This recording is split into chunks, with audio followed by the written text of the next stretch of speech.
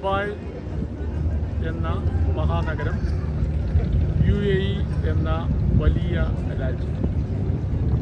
ആ രാജ്യം പിറവിയുടെ 53ലേക്ക് പ്രവേശിക്കുമ്പോൾ ശരിക്കും പ്രവാസം നമ്മളൊക്കെ വേദനിക്കുന്നതായിട്ടോ അല്ലെങ്കിൽ പ്രതീക്ഷയുടെ സിമ്പലായിട്ടോ പ്രവാസത്തെക്കുറിച്ച് പറയാറുണ്ട്.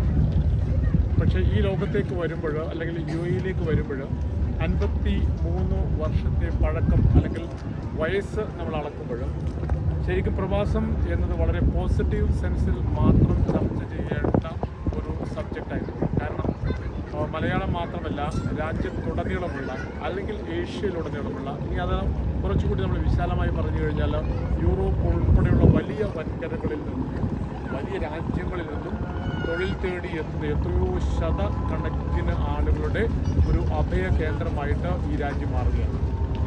അപ്പോൾ ഈ രാജ്യം ഒരുപക്ഷെ മറ്റ് രാജ്യങ്ങൾ, എല്ലാ രാജ്യങ്ങൾക്കും അവരുടേതായ സ്വാതന്ത്ര്യ ദിനാഘോഷ ചടങ്ങുകളും പരിപാടികളെല്ലാം ഉണ്ട്. പക്ഷെ ഒരുപക്ഷെ ലോകത്തിലെ അസംഖ്യം വരുന്ന എല്ലാ രാജ്യക്കാരും ശരിക്കും ദേശീയ ദിനമായിട്ട് ആഘോഷിക്കുന്നത് ഒരുപക്ഷെ UAE അല്ലെങ്കിൽ ദുബായിലായിരിക്കാം.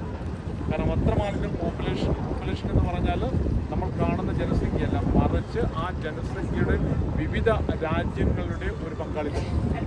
അതുകൊണ്ട് ഡിസംബർ 2 എന്ന് പറയുമ്പോൾ UAEക്ക് അല്ലെങ്കിൽ UAEക്കാർ മാത്രമല്ല ദേശീയ ദിനം ആഘോഷിക്കുന്നത്, ഒരുപക്ഷെ ലോകത്തെ മുഴുവൻ രാജ്യങ്ങളിലെ ഇവിടെ പാർക്കുന്ന, ഇവിടെ ജോലി ചെയ്യുന്ന ആളുകൾ മൊത്തമായിട്ട് അത് ആഘോഷിക്കുന്നുണ്ട്.